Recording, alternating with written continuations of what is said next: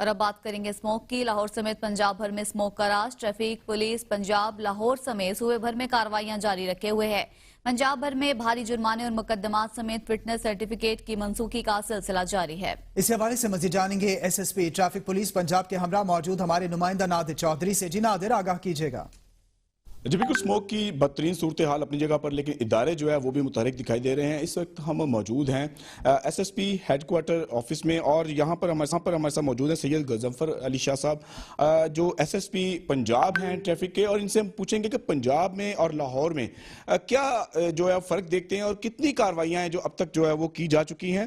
جی، آپ کو پتہ ہے کہ جو ہے وہ ماحولیاتی آلودگی ایک بہت بڑا چیلنج ہے جو پوری دنیا کے ساتھ ساتھ پاکستان کو بھی بہت زیادہ فیس کرنا پڑ رہا ہے، اور خاص طور پہ یہ جو ونٹر کے منتھس ہیں دسمبر جنوری اس کے دوران، اور اب تو یہ نومبر میں شروع ہو گیا ہے کہ اسموک کی جو بڑھتی ہوئی موجودگی ہے اس کی وجہ سے حالات زندگی بہت مشکل ہو جاتے ہیں۔